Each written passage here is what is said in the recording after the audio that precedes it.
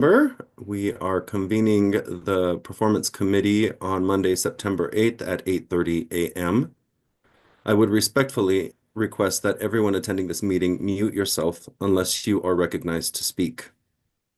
Please note that committee meetings of the RTD Board of Directors will be held remotely via Zoom and will be audio and video recorded. The meeting recordings, along with the unofficial minutes of the meetings, will be posted as soon as practicable on the board's website. During today's meeting, we are providing communication access, real-time translation, also known as CART. Anyone who would like to access this service should send an email to the RTD board office at rtd.boardoffice@rtd-denver.com, and a link will be provided. Además, la transcripción CART puede ser traducida automáticamente al español para cualquier persona que desee acceder a una transcripción en vivo durante esta reunión en español. Por favor, escribe un correo electrónico al rtd.boardoffice@rtdifendenver.com y te enviará la lanza. Additionally, the CART transcript can be automatically translated into Spanish for anyone who would like to access a live transcript of this meeting in Spanish. A live stream of this meeting is also available via RTD's YouTube page. I would now like to call the roll for the committee members. It is my understanding that Director Vince Busick, who is first on the list, will not be joining us today. So I will go to the next name, Director Geisinger. Here. Vice Chair Chris Guchenritter. Here. Director Matt Larson. Here. Director Chris Nicholson. Present. Director Peggy Catlin has informed me that she will be unavailable and is excused from this meeting. And I am Director Michael Guzman, Chair of the committee. For the record, I see, let me double check here. I do not see any other directors joining us this morning. If that changes, please let me know. Feel free to interrupt and point that out, Mr. Kroll or any member of the committee. I would appreciate that. All right, next on the agenda is public comment. I would like to open public comment to anyone who would like to address the committee regarding any topic listed in the published meeting agenda for the current and immediately preceding month, which would have been July. If you wish to speak and have not already done so, please either raise your virtual hand or press *9 on your telephone. During this time, the committee will not offer any direct comments or responses. However, if you would like to be contacted regarding your public comment, please email the RTD board at rtd.directors@rtd-denver.com. I do not see any hands. Are there any hands raised, Mr. Kroll? Committee Chair Guzman, I see no hands raised. Right. Do you know if we received, I did not see any in email, any type of communication regarding this meeting? Committee Chair Guzman, there were no public comments submitted via email in advance of this meeting. Thank you. With no participants in the queue, then I will close the public comment period at this time. We have one recommended action to discuss this morning, and it is the Successor Strategic Plan Consultancy Solicitation. This is for the Board of Directors to approve the scope of work summary for a solicitation for a consultancy to assist with the development of the successor document to the 2021-2026 Strategic Plan. Do we have a motion?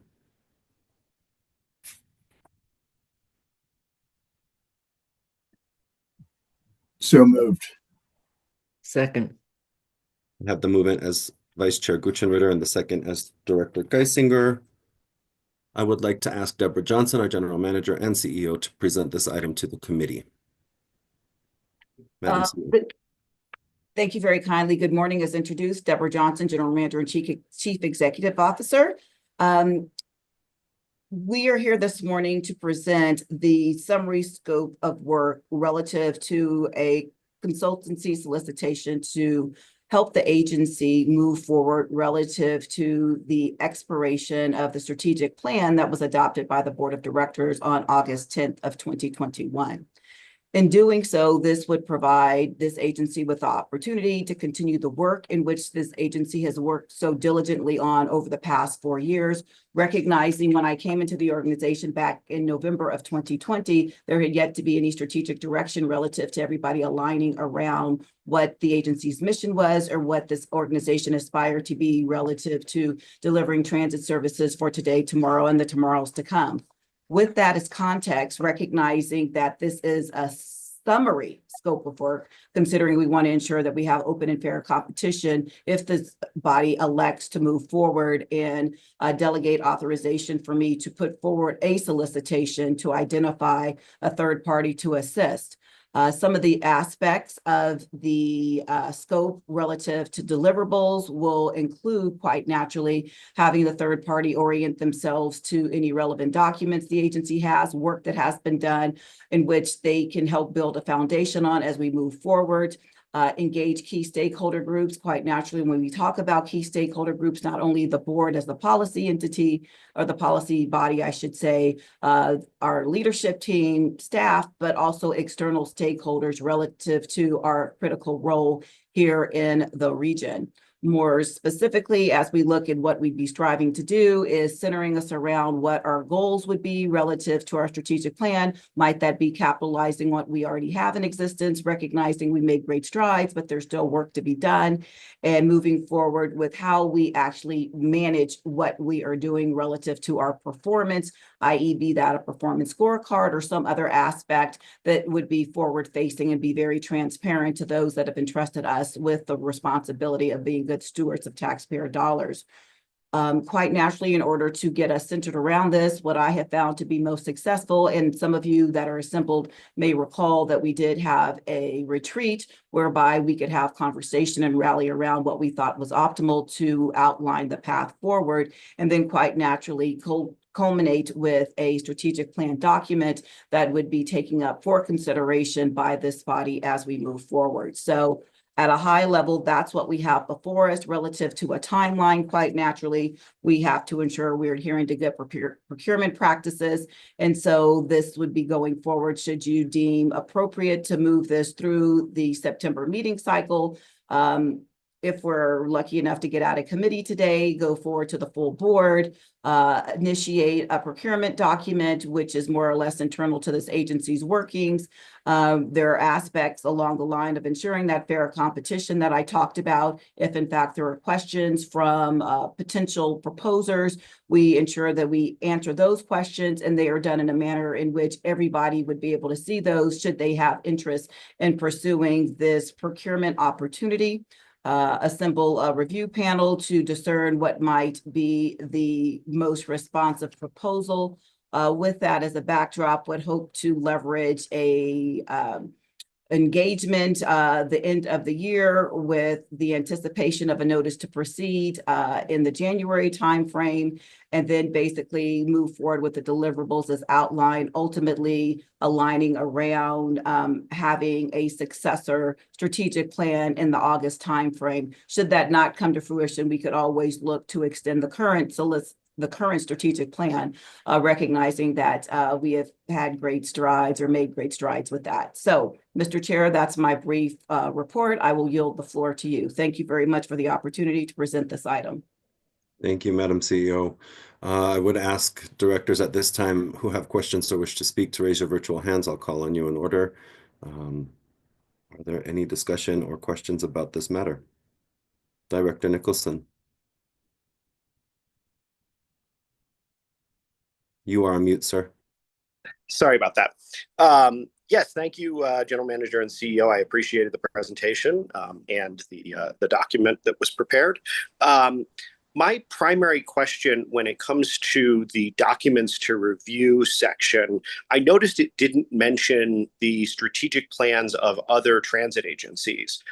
There's a wide scope and a wide array of strategic plans that I've looked at from other agencies, and they vary dramatically in the amount of depth involved and just the number of pages.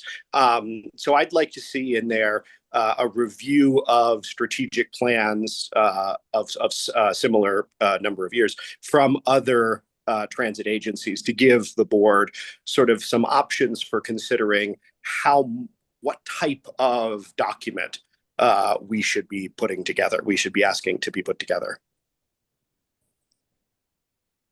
Madam CEO, would you care to respond? Yes, thank you very kindly, Chair Guzman. Thank you, Secretary Nicholson. As indicated, this is a scope summary, and in the document of itself, it's based upon what proposals we get. That is customary, as we did that previously when the board adopted this strategic plan, recognizing the transit agencies are just that one and done, in the sense that different needs, different operating environments, that would be par for the course. And as I indicated, this is merely a summary scope of work, as we couldn't put a detailed scope here because we would be jumping the gun with a solicitation, because we would be showcasing what we're doing. But I hear you loudly and clearly. Thank you. Can I follow up on that? Yes, Director Nicholson. So you're telling us you will be putting that into the scope of work, and I don't need to make an amendment to add it to the summary scope of work. Madam Mr. CEO. Chair, if I may, once again, this is a summary. We would not be putting every single element, and contingent upon how we do solicitations, it'll be up to the proposer. We will list, and I'm not trying to get ahead of myself here, because this really isn't the appropriate forum to talk about what would be in the actual scope of work, since we would have a release date for that. It's premature, but for all intents and purposes, this will be a solicitation that will yield what it is that the board wants, because we'll have an opportunity to engage with the proposer who is selected, and that could be qualified when we get to the appropriate stage. I may sound a little cagey, but it's due to the fact that it's typical that we don't have discussions around solicitations prior to them actually being released. And so I just want you to understand that I'm trying my best to answer the question without compromising an open and fair competitive solicitation for the betterment of this agency. Thank you. Director Nicholson, does that satisfy your inquiry? Yes, that's exactly what I needed to hear. Thank you. Okay, thank you. Vice Chair Gutierrez, your hand is up. Thank you. And I know we're still relatively early in this process for this cycle, but my question is, based on last time we went through this for the last strategic plan, are there any lessons learned that we're applying this go around? And that may be scope, timeline, just curious to hear. Madam Mr. CEO. Yes, thank you very much, Vice Chair Gutierrez, for the question. There's a lot to learn. As I indicated, I had just come into this organization. I realized that this agency was information rich, but data poor. As we have been trying to work diligently in shoring up our data, that's something that's critically important.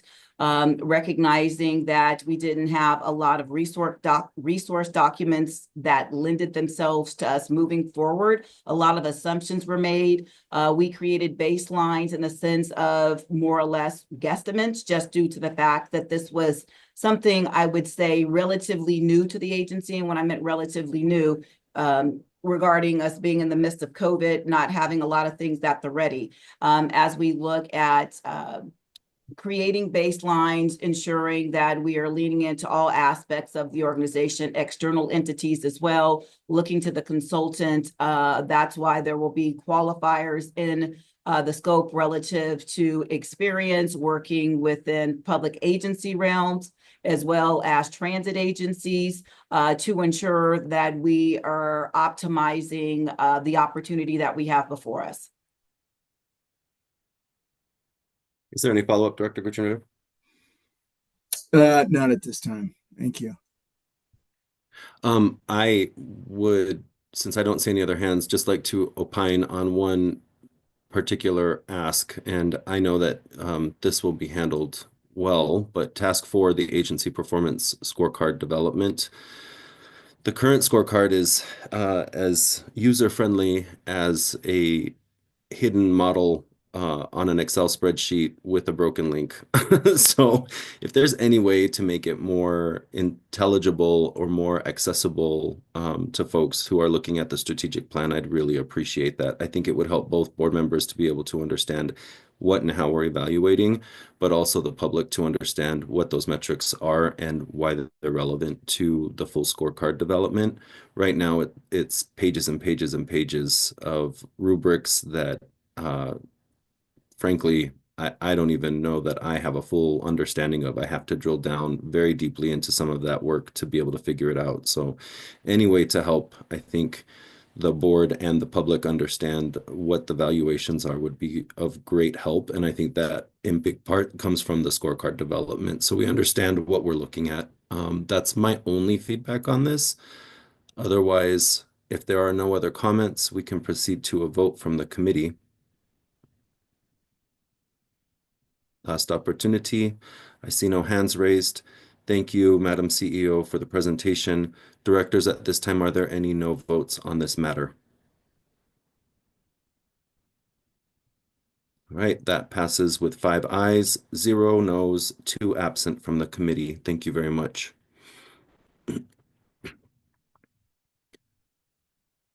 We don't have any discussion items on this agenda today, but we do have a few other matters to attend to. I am going to go first. During the month of September, I promised an update on the performance framework and the timeline that we'll be using going forward. I have some of those details worked out, but there's still a bit of work that needs to be done. So first, I want to thank General Manager CEO Deborah Johnson for patiently working with me through the distinct parts of the performance framework so that we have a good understanding of where we're at and what we need to accomplish before the end of the year. I have also had the pleasure of working with our Chief People Officer, Charlene Pelegi, and the members of her staff who have helped us develop an internal evaluation tool set to be able to complete this year's work in a timely manner. They have been hard at work for several months working on creating an internal version of what we did last year. That was done through RKL Associates as a framework, and they helped us develop the framework, but they also helped us develop the tools to do the evaluation after the framework was completed. Now it's time for us to take that framework internally so that we have access to it in the same system, Qualtrics, and to adjust a few of the unknowns that we faced last year. So 2 things have happened in the last few months, and I am pleased to report that we have made great strides. And thank you, Chief People Officer Pelegi. If I say anything wrong, please jump in to correct me as I work through this.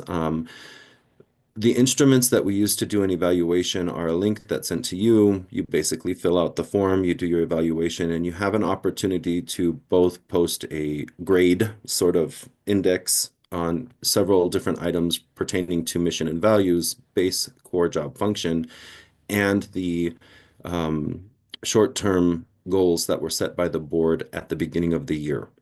That will level out across the number of directors that respond. We will have a score. That score will then be calculated to achieve the percentage of pay increase that is merited based on the evaluation. There's 2 parts to this. One is the form itself. That's what we've been working on. We owned the information from RKL. That was part of the contract, and so that was brought internally with the help of Chief People Officer Pelegi and her team. They have recreated that form internally for us because we also use Qualtrics, but we needed to create that form here at RTD to do this work. You will get an individual link that is only to you as a director, and your responses will be kept in confidence.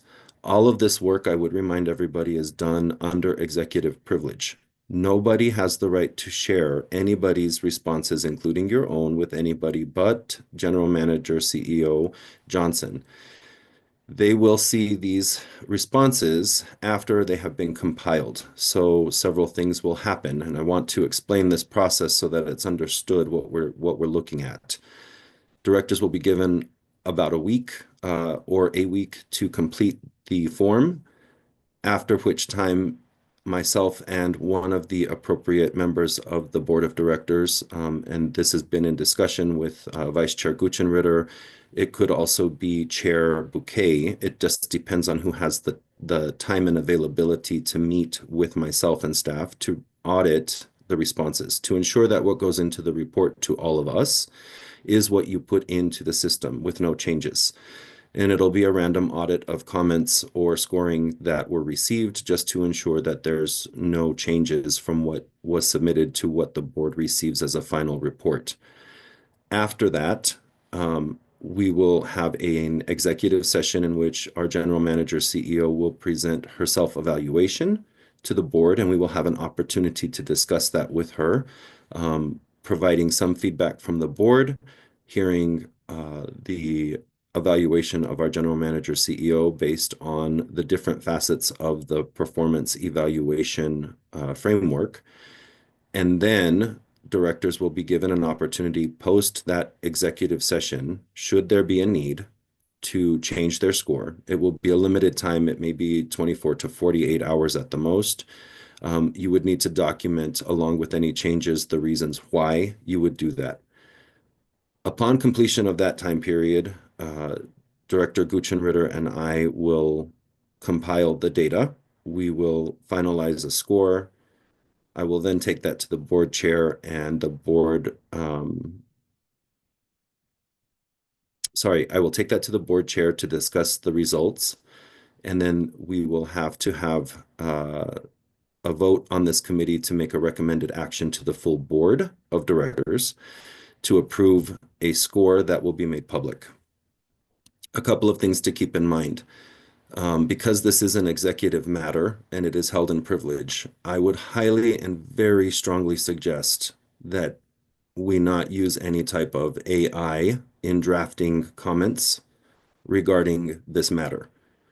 If you need support in that, because drafting is not a strong suit, I will avail myself to help in any way that I can. We can work with each other because we all have executive privilege amongst board members. But I really would insist very strongly that you do the writing yourself and not make it public in any way. You run the risk of violating some privileged information, and the only person in this scenario that has the authority to release commentary on their review is the general manager CEO. For that reason, I'm making the recommendation here and now that you please paper and pencil, draft it on a Word document, but try not to use AI in any way. I think it would be a mistake to do so at this point. Many of the AI platforms pull information from what is drafted or questions that are asked and add it to the algorithm, and it is searchable and then therefore public, and it would violate our executive privilege. So I really, really, really strongly encourage us not to use that as a way to do this work. This is one of the major points of being a director, and I want everybody to understand that and respect our employees' right to privacy in these matters. What does come out at the end is a score. There may be a brief overall high-level narrative that would be shared publicly to justify the score, but personal comments that are from directors to the CEO about matters pertaining to work need to be kept in privilege. That's my warning and my heads up about what's coming. This month, during the middle of the month, Vice Chair Guchenritter and I will meet with members of the team appropriate to different parts of the tools that were created to review them. It is our goal to make sure that we spot any mistakes before they get to the board and ensure the usability and the veracity of using those tools. I have full confidence that we won't find too many things, but we might find a bug or two that we need to address. After having spoken with Chief People Officer Pelegi, the staff was amenable to doing that. So we just need to find a time once their reporting is finished that we can go in and work on that and ensure that this is ready for the board. Did I miss anything, Chief People Officer Pelegi? Thanks, Chair Guzman. Charlene Pelegi, Chief People Officer, as noted. I just want to clarify one item, just to be very clear. The comments, as Chair Guzman indicated, the comments that go into the tool, into the assessment form, are confidential outside of GM and CEO Johnson. those constitute her performance assessment. She will see, though, the comments are not confidential or anonymous within the form. So for recognizing we have new directors, this will be the first time going through this process. Just wanted to make sure whatever you put into that form will be attributed to the specific director who made that comment, and then shared directly with, excuse me, in the form with GM and CEO Johnson. Thank you. It was in my notes and I missed it because I was trying to do too much at the same time. Anonymity during this process is not advisable because we want our general manager CEO to be able to follow up with questions and engage with the director's comments. If there's any thing that needs to be understood or a deeper dive into a comment that needs to be had. And so providing that information with our names attached is really important. That came as a result of several years ago doing an anonymization of the commentary and not being able to trace it back or receive the proper input. And that is truly unfair to any employee. So part of the assignment of names to the comments was a decision that the board made last year through this process, and we will keep that going this year as well. Does anybody have any question about this right now? There will be more to come once the testing has been done and verification with Vice Chair Guchenritter and I. I will give you more clear and delineated directions, most likely at the first meeting in October of this committee, on how we will proceed through the end of the year to make our deadlines and what that calendar might look like. And I will caution, we may need to have an executive session that is not yet scheduled to be able to do the presentation of the self-evaluation of the general manager CEO. That would be done, I believe, under the auspices of this committee, although I will work with Chair Bouquet because it is a full board matter to determine who would lead during that time. It should be myself, but I am certainly not required to lead a full board meeting under most circumstances. So are there any questions or concerns, anything that you are thinking about right now, just so that I can make note of it while I continue this process? I don't see any. Chief People Officer Pelegi, thank you so much for you and your team's hard work on this matter and working so closely with me on it. General Manager CEO Johnson, thank you for allowing us the time and the space to be able to do this work so that we can have it prepared for you and have a smooth evaluation period this year. I really do appreciate it, and I look forward to our engagement with your self-evaluation to see where we are at. Okay. Are there any other matters to be discussed? I do have a couple of things with respect to the work plan, but I want to give members an opportunity. All right. We did have a conversation earlier this year with respect to the time of this particular committee's meetings, and the conversation didn't go away. I did have to put it to the side while we finished this year. The time is prescribed in the board operating guidelines to be at 8:30 a.m. on the first Monday of the month when there is no holiday. And so to all the members of this committee, I would like to receive an email from you with respect to what you think is appropriate. I feel like sometimes we are really, really rushed for time in this committee to complete things, and we have to be very succinct. It's not a terrible thing, but it does sometimes inhibit good conversation. And so if there is hold on. If there is a need to do that, to potentially make changes, we would need to complete that before the end of this year going into next year, because we do have to take into consideration and work with the general manager's schedule to be able to make that appropriate. But as it is right now, we are kind of locked into this time until we make a board operating guideline change and decide otherwise. I saw two hands shoot up really quickly. General Manager CEO, please, you first. Thank you very much, Mr. Chair. Appreciate the dialogue around optimizing the time that we have here together. And while I recognize you did reference working with my schedule, At the outside, if I could offer up for your consideration, while you requested that committee members send what might be optimal, I would like to have myself in the mix early on, so there's not a date that's agreed upon or that works well that may be prohibitive in reference to my availability. Thank you very much, Mr. Chair. Absolutely. And this conversation wouldn't happen without you. It was just to get feedback about if we need to make a change to the board operating guidelines to give ourselves a little bit more leeway in terms of when we schedule these meetings. Sometimes an hour and a half just seems too short to get our work done. And I want to be respectful of that. It also pushes you late past meetings that you have scheduled immediately after this committee on a Monday.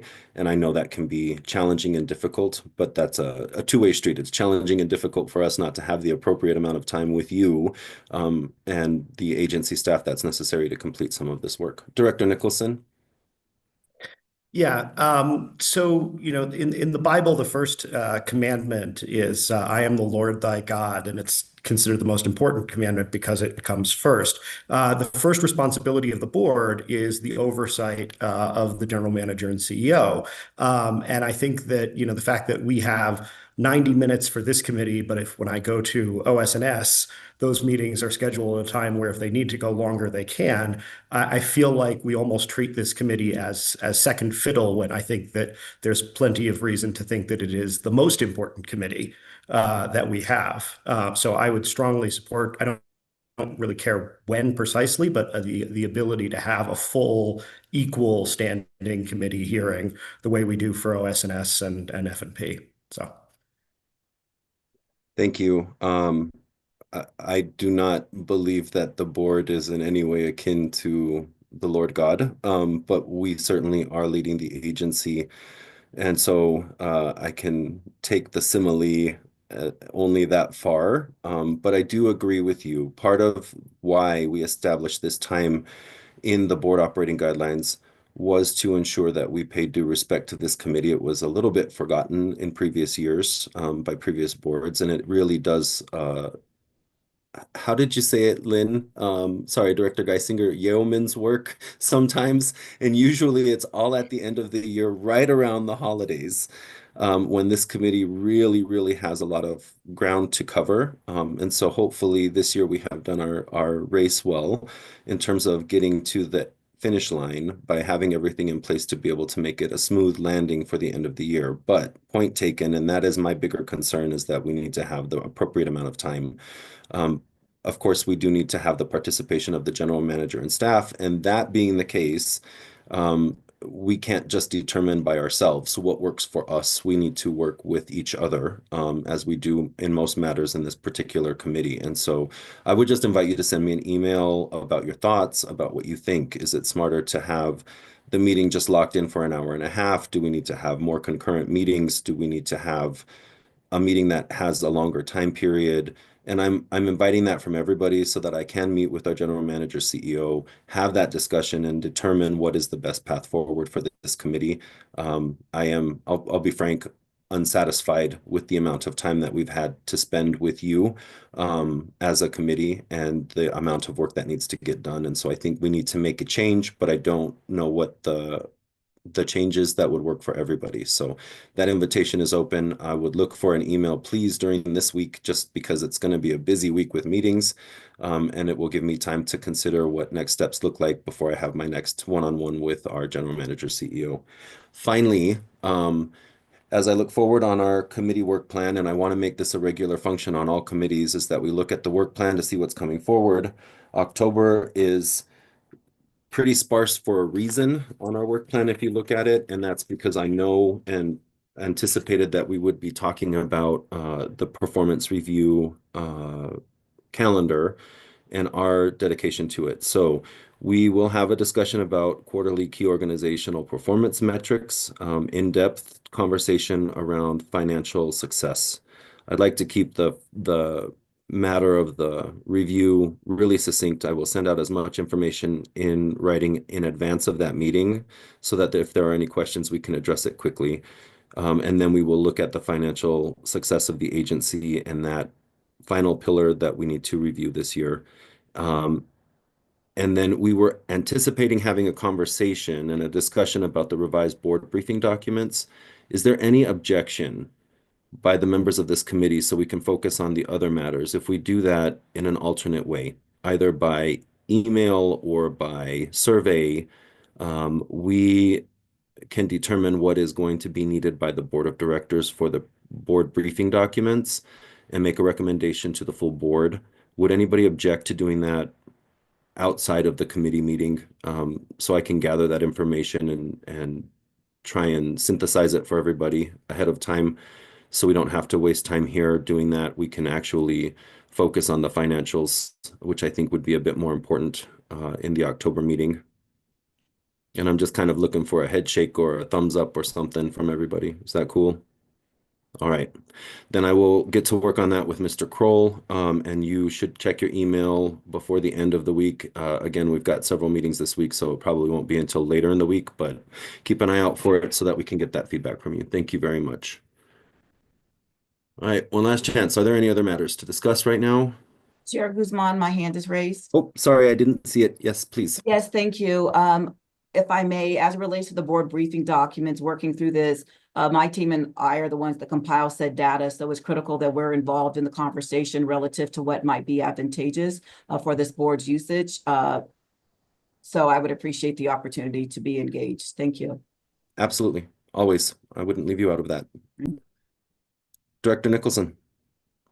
Yeah, I would just chime in with regard to the board briefing documents. I think that one of the challenges we currently have with both the packets and the board briefing documents is that there's commonly data in those documents that is in Excel format. It's table data, it's other types of data, it's images that would be more usefully received as digital files rather than a PDF, as Excel files, as image files. And so I'm wondering, one of the things that I think would love to get feedback on from GM CEO Johnson and your team is what would be required to provide a zip file or whatever uploaded to that page with the actual digital files, with those spreadsheets, with that stuff, so that if people want to punch it into, look at it in the native format and, do numbers on it, they don't have to convert it from a PDF file back to an Excel, have to, that kind of thing. So, and then we have the same issue with the board packets often, where there's stuff that was originally in a different digital format. So, but with regard to the briefing documents, is that something that, we could talk about, GMCO Johnson? Madam CEO.